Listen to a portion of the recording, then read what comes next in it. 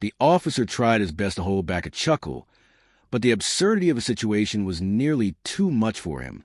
Karen, in her pastel-colored power suit and clipboard clutched like a weapon, was standing at the edge of my backyard, pointing at my pool as though she'd uncovered some grand criminal conspiracy.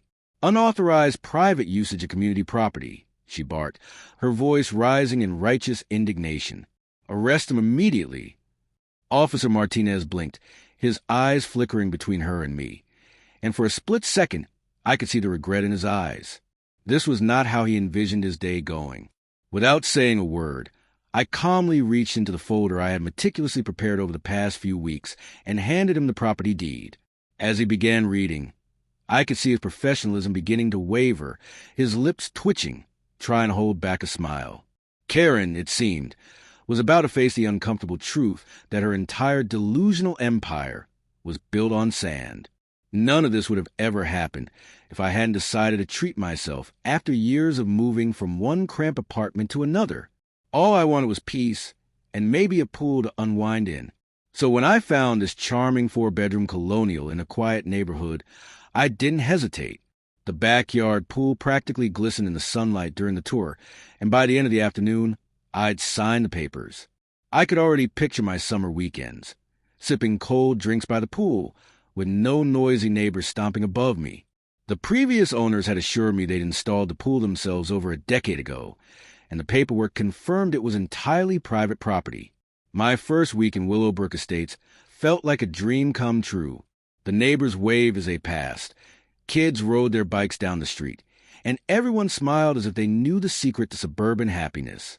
Then the knock on the door came.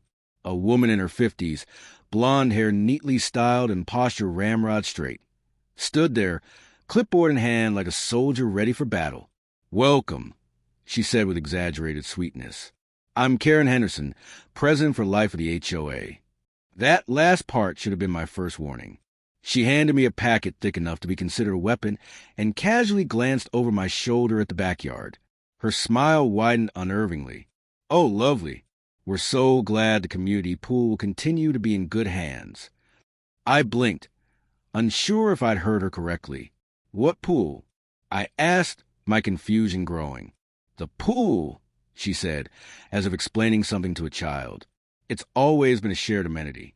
The previous owners were so generous. I assume you'll keep up the tradition." Before I could even process what she was saying, she turned on her heel and walked away, waving over her shoulder like a queen dismissing a peasant. I stood there, the HOA rulebook still in my hands, wondering if I had somehow crossed into an alternate reality. In the weeks that followed, Karen made it abundantly clear what she meant by a community pool. I came home one day to find her lounging in my backyard, soaking up the sun on my lounge chairs as though they were hers. Another Saturday, I woke up to the sound of splashing, only to find Karen in the pool, enthusiastically doing water aerobics. "Perfect temperature today," she chirped, grinning like she owned the place. As if that wasn't enough, she began handing out flyers for community swim hours, announcing that Tuesdays and Thursdays were open to all residents of Willowbrook Estates. The first time this happened, I came home to find half the neighborhood in my backyard. Kids were yelling and splashing. Parents were lounging by the pool, and Karen stood poolside with a whistle like she was running a day camp. I was stunned. I politely told everyone to leave and explained that this was private property. Most of the neighbors looked embarrassed, but Karen didn't take it well. "You're being selfish," she snapped. "This goes against everything the HOA stands for."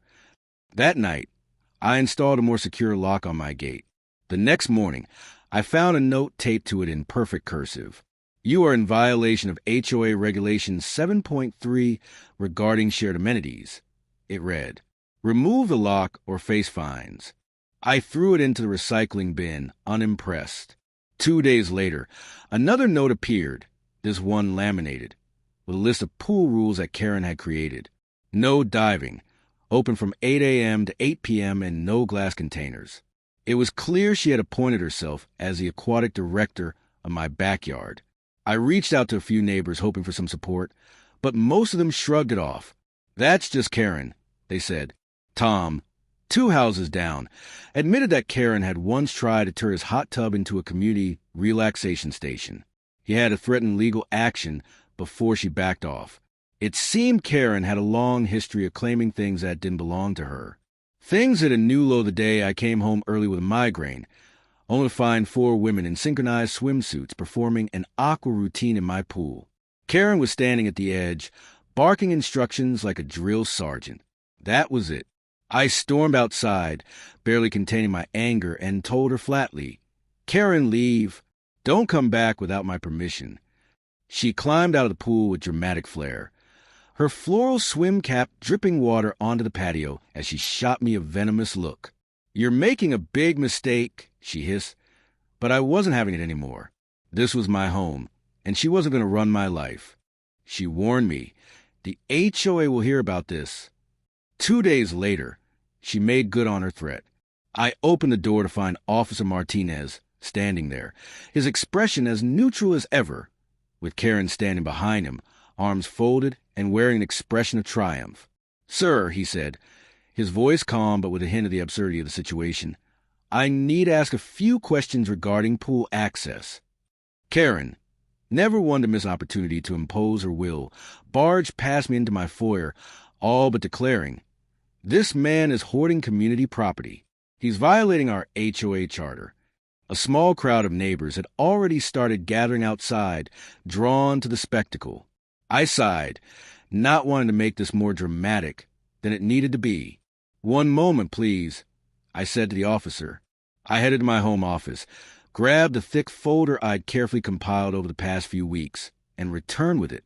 I handed Officer Martinez the property deed, survey maps, and even a statement from the title company. The pool was installed in 2009, 3 years before the HOA was even formed. I explained, "It's entirely on my property." The officer took his time, flipping through everything. Karen, of course, tried to peek over his shoulder, desperate to find a loophole. But when Officer Martinez finally looked up, I could see the disbelief starting to settle on his face. He cleared his throat and read aloud. "Property boundaries include all structures, including the 16 by 32-foot pool and deck." Turning to Karen, he said, "Ma'am, intent doesn't override deed law. If you continue entering his property, you could be charged with trespassing." There was a collective gasp from the crowd. Someone muttered, "Knew she was full of it." Karen's face, which had been flushed with confidence just moments before, now turned an impressive shade of magenta. She tried to rally the neighbors, pleading, "You've all used this pool." But nobody spoke up. Suddenly, her loyal subjects had vanished. Officer Martinez handed me back the folder and gave me a reassuring nod. "Sir, you're well within your rights," he said, turning to Karen. "Ma'am, this is your only warning." As he walked away, Mrs. Chun from across the street called out, "Karen, we need to talk. This has gone too far." Others nodded in agreement, and Tom added, "Time for a special HOA meeting." Karen looked like she just swallowed a lemon. "This isn't over," she muttered, her voice low and furious. "There must be a clause about implied communal usage." The meeting happened that Wednesday. Every seat in the community center was filled. Karen sat at the head of the board table, trying to maintain control, her face tight with anger. But Mrs. Chun didn't waste a moment. "We're voting on your removal," she declared. "Your actions have embarrassed the neighborhood." Karen tried to argue about traditions and community unity, but it was clear the tide had already turned. I stood and presented all my documentation, property deeds, the original HOA charter, even historical records of the neighborhood. The original HOA charter had never mentioned my property or my pool. The vote was swift, 28-2, with only Karen and Deborah, her loyal friend, voting against the motion. Karen, not one to go quietly, tried to shout, "You'll regret this. I've given years to this HOA." Tom, ever the voice of reason, stood up and replied, "In those years, you tried to commandeer 3 hot tubs, 2 gazebos, and now a pool." Enough.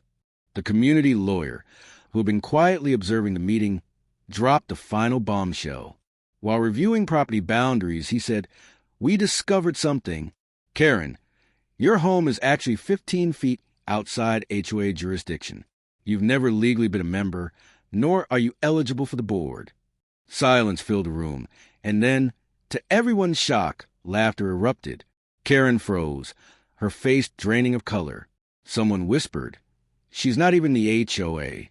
Her entire reign had been built on a mistake, one she'd never even realized.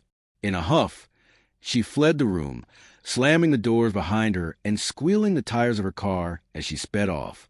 2 weeks later, I was back in my pool, floating peacefully with a cold drink in hand.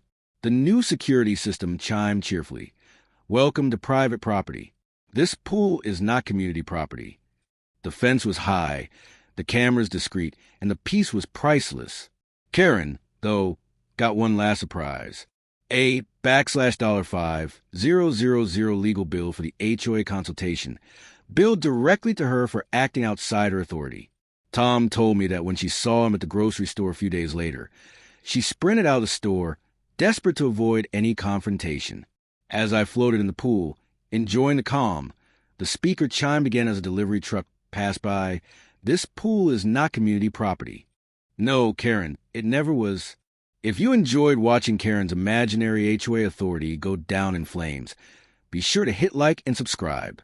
I've got more wild neighborhood stories, real HOA drama, and justice served straight up.